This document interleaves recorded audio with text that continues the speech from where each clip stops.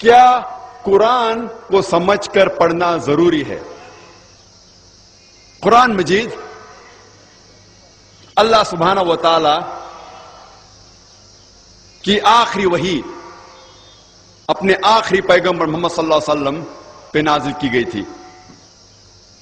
قرآن مجید ساری دنیا میں سب سے بہترین کتاب ہے، وہ ساری انسانیت کے لیے ہدایت ہے۔ قرآن مجید حکمت کا فوارہ ہے، حکمت کا جھرنا ہے، اور جو لوگ نہیں مانتے ان کے لیے چیتاونی ہے، ان کے لیے سختی ہے، اور جو لوگ بھٹکے ہیں ان کو سیدھی راہ دکھاتی ہے قرآن مجید۔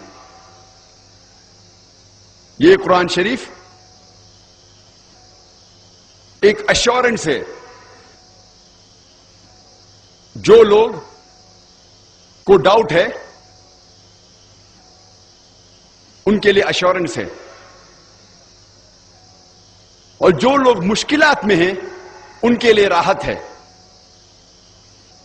یہ ساری خوبیاں کوئی بھی حاصل نہیں کر سکتا ہے جب تک وہ قرآن مجید کو نہیں پڑھے، قرآن مجید کو نہیں سمجھے، قرآن مجید پہ عمل نہ کرے۔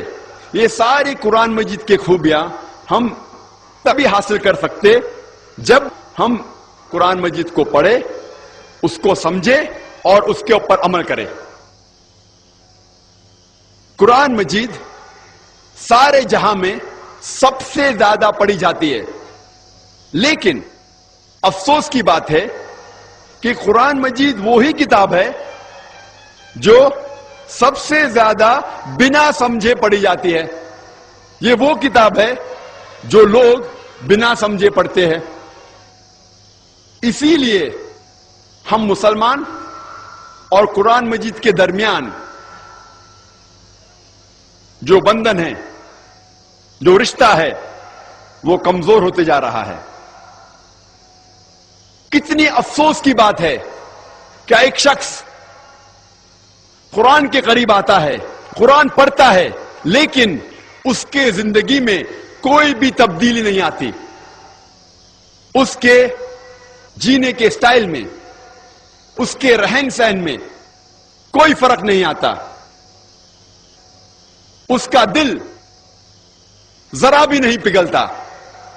افسوس کی بات ہے کہ کوئی قرآن مجید کے قریب آتا ہے اور اس میں کوئی تبدیلی نہیں آتی۔ اللہ سبحانہ و تعالی فرماتے ہیں قرآن شریف میں سورہ آل عمران سورہ نمبر 3 آیت نمبر 110 میں، کنتم خیر امۃ اخرجت للناس۔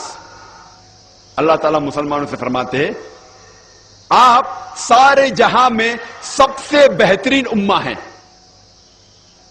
جب بھی کوئی تعریف کی جاتی ہے، جب بھی کوئی عہدہ دیا جاتا ہے، اس کے ساتھ ذمہ داری ہونا ضروری ہے۔